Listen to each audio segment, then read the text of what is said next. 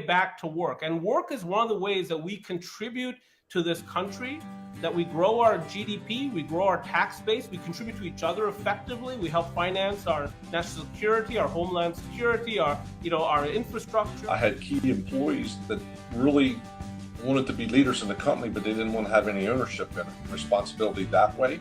So I just had to start researching out and figuring out, well, how do I market my company? Go to your local school board for 1 hour twice this year. And if you can have even just 10 or 15 employers show up and do that at the same school board every single month, there's 2 contractors filling out a little card to give your 30 seconds at the podium that says, I need your help and we have great jobs. Eventually they will hear you.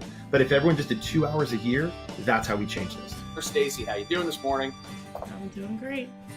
She loves it. I ask the question every time. She's just like, I'm fine, dude. Just a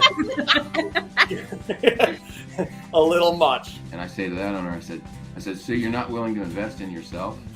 You're not going to invest in yourself. You're going to invest in companies you have no control over, whereas your company you control, and you don't have the confidence to pour the money into that. When things are busy and they're looking for their GC friends to sit down and negotiate a project on a GC and a fee, and they're more excited about building the project, and then all of a sudden the market swings, and now the developer market is going to go out and they're going to hard bid the same project to 2 or 3 different GCs, and that's where it starts going down.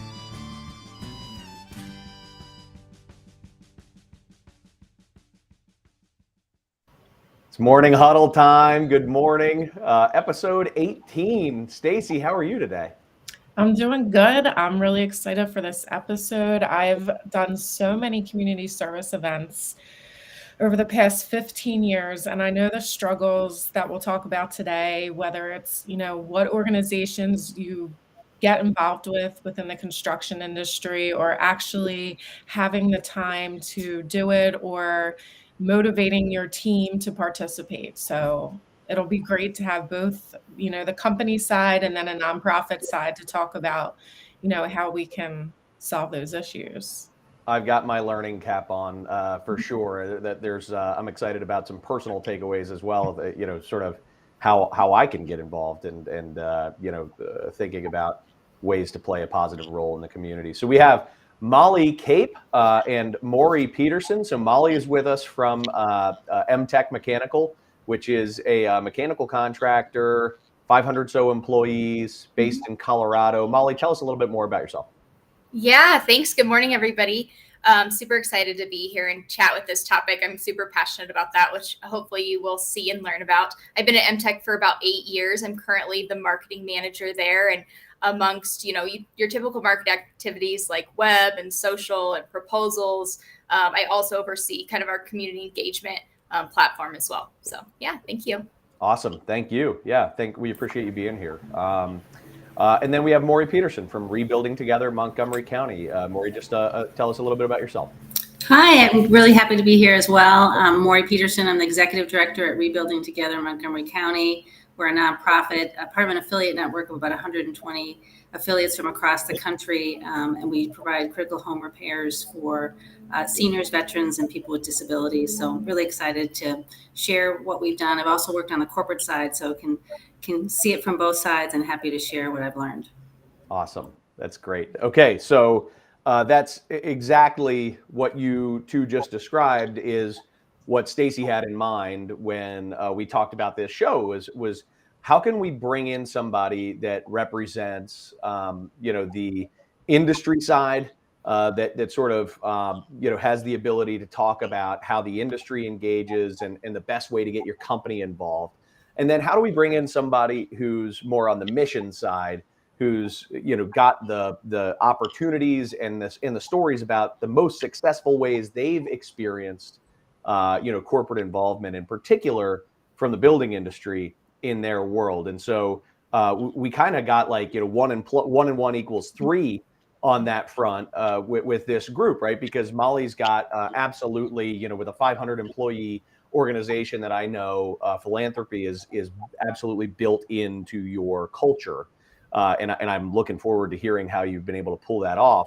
But also, Maury not only is on the mission side, but has background on the corporate side in making that happen. So I think we're gonna get a lot of really interesting perspectives on just sort of why we should want to do this, how we should pull it off, and sort of lessons learned that any organization that's joining us may take away, whether you're on the corporate side or the mission side. So, Stacy, as per usual, we will have you field questions from the audience and encourage discussion from those folks who are joining us live this morning, and bring you back with some questions here for the last 10 minutes or so to funnel those in. Sound good? Yeah, sure. Excellent. See you soon. All right, let's start with why we should want to do this. And from your perspectives, what does a corporation get from giving? I'll start with Molly on that question. Yeah, I think corporate giving has a lot of benefits. You think of, fostering employee engagement, generating value for those team members, really improving company morale. When you go out and do events together, you build that morale, you build that camaraderie amongst team members, the company culture, and then, the company side of it too, the reputation in the industry, in your community. And then I think also, we've been talking a lot about recruiting and retention, and workforce is a really hot issue. It has direct benefits there. You expand that network, you show what you're doing in the community, that, what are people's purpose in life, and how does that tie to their work, and how can they have kind of both that personal purpose and work purpose as well, kind of on the daily basis. That is a serious punch list of reasons why we should want to do this. And I'm interested if you could, maybe share some specific success stories on one or more of those points. Please don't take this as me being negative, but I am maybe a healthy skeptic. Yeah. How do we? It's nice to hear, hey, it really helps with recruiting, morale, things along those lines. Can you prove it? I think that you can. We've been really involved in like top workplace surveys, and we get a lot of those questions of, my purpose at work, and is my work meaningful? And I think that just really expands much more than what they're doing at their desk or their job site every day. I think that we've made some great connections in the community, where just kind of where that network piece comes in. We've worked with some nonprofit organizations who we also now do service work for. We replaced the air conditioning at the Denver Children's Home a couple years ago, and we have a long-standing partnership with them. So just kind of one of those examples. And we do a lot of community service, which I'll talk about here in a little bit, of connecting projects that we've done. So a remodel, a new build, to a community service project. And I think it kind of goes the other way as well of, they appreciate our support and giving, but then they want to give that back to us as well when needed. Awesome. That's great. Maury, give us a little bit more on your background on the corporate end, and answer first with the corporate hat on, if you would. Why organizations should want to get involved in giving back. Sure. Well, really, the reason why I'm at Rebuilding Together is because of the corporate experience I had being on the other side, working with Rebuilding Together. So, we used Rebuilding Together. We partnered with them. I work for a company of 500 employees. And so every year we would do National Rebuilding Day, where we would send volunteers out to do critical home repairs, and skilled and unskilled. They did, a little bit of both. But the return on investment was profound. So we would use it as a talent pipeline. So, for example, you put a kid from the mailroom in a room to paint with a bunch of senior vice presidents or managers, and all of a sudden they see this person in a different light. You can see leadership skills. You can see people who hustle. You can see people who problem solve. And so we really use that as a talent pipeline. It didn't turn out, that wasn't the intent at the beginning, but it certainly did that at the end. It also, people want to be part of something bigger than themselves. And so I think community service is something that connects people. Like, it helps, as Molly said, with recruitment and retention. People, yes, they want a good paycheck, but today it's more than just the paycheck. And so these types of events really did create community within the company. It helped to kind of show our values and what we were trying to prove as a company. And it did help us retain people and attract people. So the word gets out amongst, the best advice you can get is from your coworkers. So, if they have a really great experience, they would help recruit new people to join. And it was a really, it just built over the years. And it was really something special. I'll tell you, that was surprising for me to hear just now, but totally connected when you talked about actually being able to see leadership skills in action, maybe in different environments than somebody's used to. Maybe somebody doesn't have any managerial responsibility in their day-to-day role by design, and now we're watching them operate in this building project, and all of a sudden they're orchestrating a team. Right. And then I would build off of that. And when I saw someone that had that, when the next event came up, I said, hey, would you mind taking a leadership position? And at first they were like, oh no, I'm not a department leader or whatever. It's like, no, I saw you, I saw what you're capable of. And it builds people's confidence and they can take on more within the company even. Well, it's so much of that. You're 100% right, because so much of that, and I hope I don't diverge too much here, but our identity is what tells us what we're capable of doing, I think, right? It's in addition to your skills and other things, but so much of what you're actually capable of doing is just right here in terms of how much permission you've given yourself to be capable of doing things, right? And so finding those opportunities where outside of your daily work context, you get a chance to kind of reimagine your identity on the team, that can carry with you. So, it's so funny. I remember, and it's happened to me dozens of times, where I'll meet somebody who in their, office is kind of quiet and maybe doesn't play a particularly large role and kind of wants it that way. And then I'll get to talking to them and they're like, a 30-year scout troop leader and, an absolute, you're like, oh yeah, well, I do a lot of speaking, public speaking is kind of I'm like, what? Where did that come from?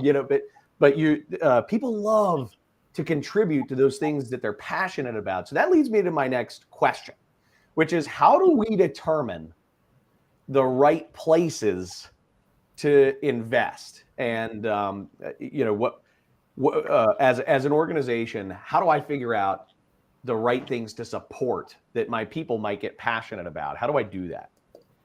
I think that from our standpoint at MTech, you have to ask. You ask your team members or your employees if you do surveys or what that might look like, or just walking down the halls and ask in the break room, hey, what organizations are you passionate about? We found the greatest success with organizations that people are connected to. We had an employee several years ago, unfortunately, that was diagnosed with MS. And so that was kind of the charity for that year. We had probably 35 people do kind of a fun mud run, and we raised money and we threw mud pies in people's faces. And it was just super fun campaign focused, in supporting that person. But we kind of do that throughout the organization of, we have people's family members or people are really passionate about animals.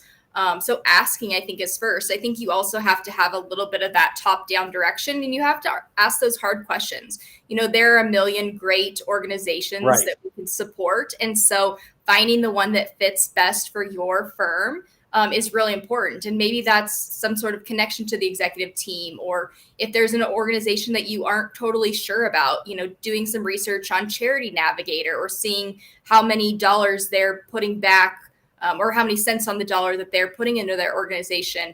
And then also having some focus areas. At MTech, we really focus on kids, community, and then some connections to some projects as well. But, those organizations can get very tricky if you have, social focused, politically focused, religious, all those hot buttons. You really have to examine, where you want to put your money and how that's going to reflect on your firm and those relationships that you want to build. Having those tough conversations and figuring out what works best for you. Yeah, and I would add that, for the construction industry, an organization like Rebuilding Together, sometimes it's really good to look for synergy with what your business model is, and then a nonprofit that complements that. And so because we're doing critical home repairs and accessibility modifications for veterans, seniors, people with disabilities, marginalized communities, a lot of folks in the construction trade and their vendors feel a real synergy with our mission, that they can take something that they're really good at and that they know how to do and apply it to a nonprofit setting and really kind of leverage that expertise, which I think is a wonderful thing. That's a wonderful point, and it's specifically, the reason that I know Stacy wanted to pull you in, Maury, is because I think people do want to do something that they want to use their skills for good. How's that? I'm not good at a lot of things, but I am pretty good at running strategic planning, and facilitating those kinds of group, environments among leaders and volunteer leaders and things along those lines. And I participate in a group called Best Buddies, which is a really cool mission that I won't spend any time on. But if anybody wants to look it up, I strongly encourage them. But I had this conversation, this heart to heart, and I said, look, I'm not good at the majority of stuff you need, but I will run the hell out of your retreats, right? Like that's what I can do. Can I, and they were like, please, that sounds great. And it invigorated a kind of a passion in me, in a way of giving in my skill sets. So if you're a construction company and you've got, tons of handy people who love building and fixing and working with their hands, it would be wise, I think, to channel those skills and that energy into the places where that brings value. Yeah, I can't reiterate that enough, and just hearing about it gets me excited. I think that you have to find that fit in those skills that your team can utilize their specialty skills, because not everybody has those skills. Like you said, hands-on work is a niche thing, and we have 350 amazing individuals who are doing that every single day. And that can look a lot of different ways too. It doesn't necessarily have to be building a home or working with Rebuilding Together, or it can be building bicycles for kids, or building wagons for the children's hospital, or building flower beds, or renovating. We're doing an accessible restroom renovation right now for a charity in Colorado, and so we have 200 plumbers on our team, which is amazing, and they can do that in a couple hours versus that organization would have to spend a lot of time and a lot of money, and we're really helping kind of utilize those skills like you said. And I think also too, everybody on our team isn't necessarily also field focused. For example, in marketing, we work with an organization right now that is revamping websites for small businesses, and so on the marketing side, I might not have those hands-on skills, or you might have administrative staff who's great at billing or invoicing, or is a whiz at Excel spreadsheets. There are organizations who are looking for that administrative support too. So you can kind of look at it both ways from your team. Which is awesome. It's a great point. Not everybody needs to be, too many chiefs, not enough. You know what I mean? Right? Not everybody needs to be the head of the thing, and administrative help is deeply appreciated. So again, figuring out how to leverage your team's skill sets even across, I'm sure, Maury, in your world, you not everybody needs to have a hammer in their hand. No. We use a lot of what we call unskilled volunteers. Good-hearted people that want to give back. We've got plenty of yard work and painting and that kind of thing. We also have a program we call She Builds, which is getting women volunteers from the construction trade together, whether they work in marketing or they're swinging hammers. And we'll pick charities that also focus on women. And we'll have a day where lots of women will come out to help other women at a nonprofit. And we'll teach folks how, you've never hung drywall. Well, we can show you how to do that. This weekend, we're hosting our largest event. It's National Rebuilding Weekend. we are going to have 700 volunteers out from 35 different companies and faith-based groups. And so we're going to be teaching people how to put siding on houses, how to install drywall, all sorts of interesting things that they haven't done. But it's also a wonderful way to build your skill set and give people new opportunities. I love it. That's really cool. So let's get to some brass tacks here in terms of, so let's say I'm watching this or I'm listening and I'm getting excited about trying to make this go inside my organization. I can see the value, right? Hey, we're going to give people a sense of contribution. We're going to create this really interesting opportunity for people to shine and use their talents for something that is meaningful and gives all of us a sense of accomplishment, high fives all around. Okay, how much money should I be spending? How much time should I spend? Should I be paying my employees for this time? Let's talk about some of the best practices, if you will, that you would recommend that you've seen work inside, or maybe don'ts, right? Do's and don'ts when it comes to actually making this thing go. Are you sure we only have 10 minutes left? Yes, it is a very fast.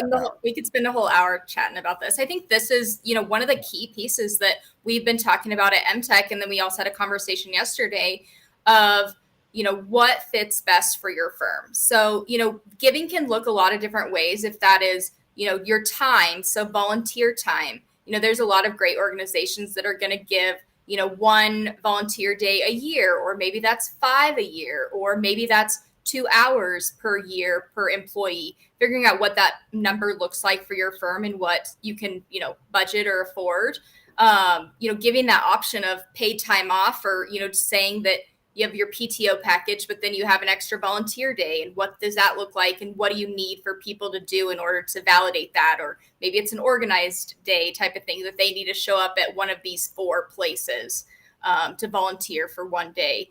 And then I think that, paying them volunteer time, like those are just questions to have internally. And I think that also, talking about how much you want to budget for this, it's not a one size fits all approach. And so I would say that if your firm doesn't have a program yet, start small.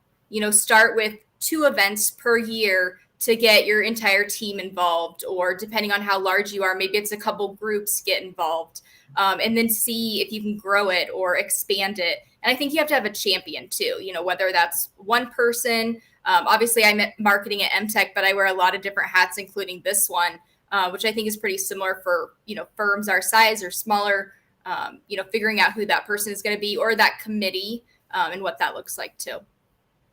Talk for just 1 second, Molly, about the committee. What does that makeup look like, in your organization? Because again, I'm sitting here thinking, I might, if I'm a business owner and I'm involved in this episode, I may be thinking, okay, so I got to make this decision. This is no. Don't make all those decisions by yourself. Yeah, for sure. What does it look like in your world? Yeah, so for us, it looks like we have a committee of probably 10 individuals. I'm kind of the chair, facilitator, whatever you want to call it, the ringleader, the sheep herder. We have people on our committee that take different roles. Your committee could look like, a formal committee of a chair and a secretary and a treasurer, and you could look that way. Our committee is a little bit more informal. Each person on the committee is expected to take 1 event per year, and they're really the champion of that from start to finish. So it could be promoting the event with the marketing team. It could be organizing that event with the charity, who, what, when, where, why. What time are we going to set up? What are we going to do? How many people do I need? Just kind of getting all those questions answered and being that main point of contact. So those people are really running the event from start to finish with our support and help from kind of the marketing events team. That's helpful. Thank you. Yeah. Maury, how would you chime in on the brass tacks of getting something, up and running? Yeah, I would say start small, look for mission alignment. And I also think leadership is really important. It should be a partnership between the company and the nonprofit. So making sure that, you sit down with the executive director, whoever's in charge on the nonprofit side, to make sure that there's a good fit there and that there's good synergy between the organizations. I think that goes a long way to making sure that, on my side, I always want to sit down with the company and find out, what are your goals and objectives? What do you hope to get out of this? Because I want to make sure that in addition to fulfilling my mission, I want to make sure that I'm delivering on your deliverables and helping you have the successful event and meeting your objectives as well. So I think that sometimes those things can go off the rails if you don't do the work up front of finding the right partner and having those upfront discussions. But I would say start small, get a champion, as Molly said, internally. Some of this can be a little bit of trial and error. But I think that it's just a matter of just start. There's so many good causes out there. There's so many people that need help. People want to use their skills and gifts. And so it really does impact positively your bottom line. There are, intrinsic things that sometimes you can measure, and sometimes it's just the way that you want your company to be perceived internally and externally to the community. Love it.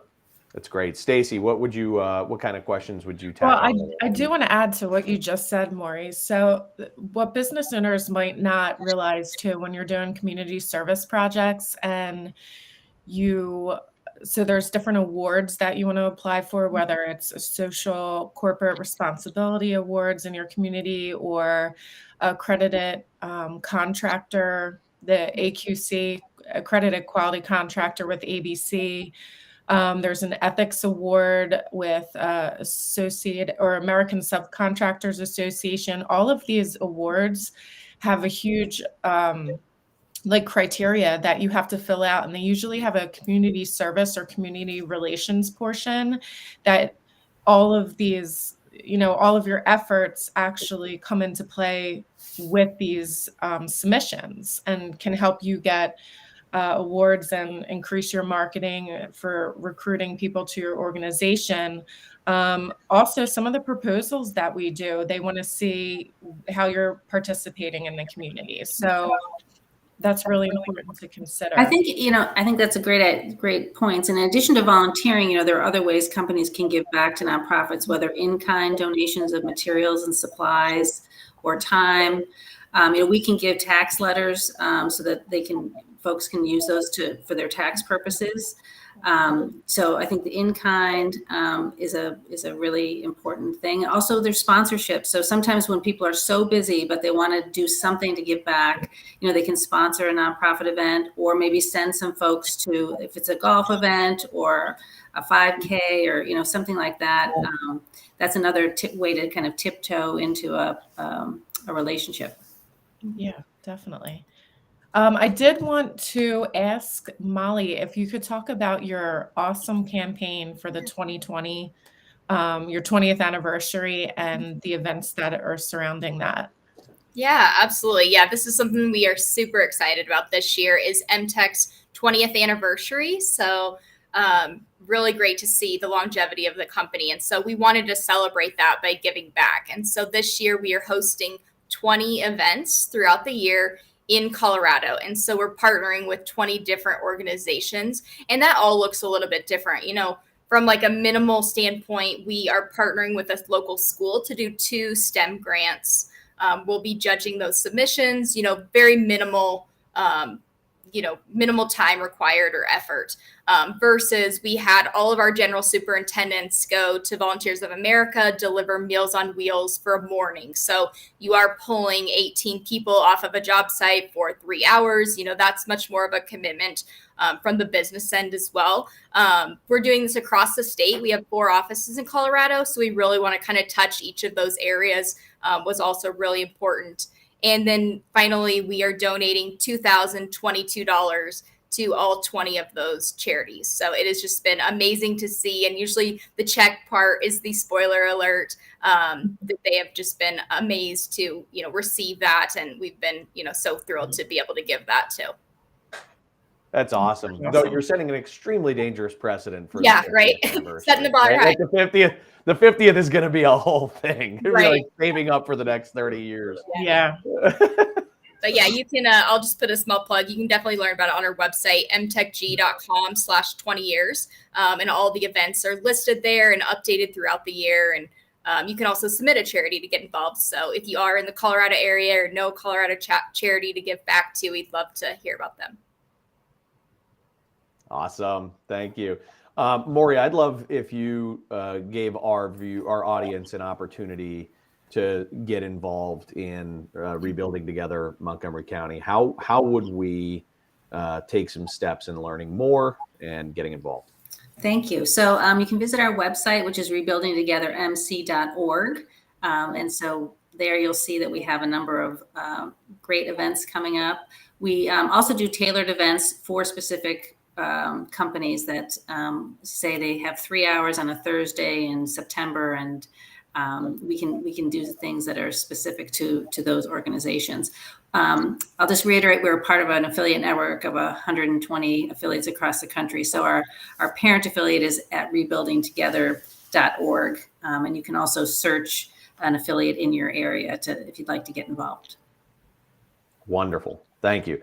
It's amazing how many different organizations. You said 120?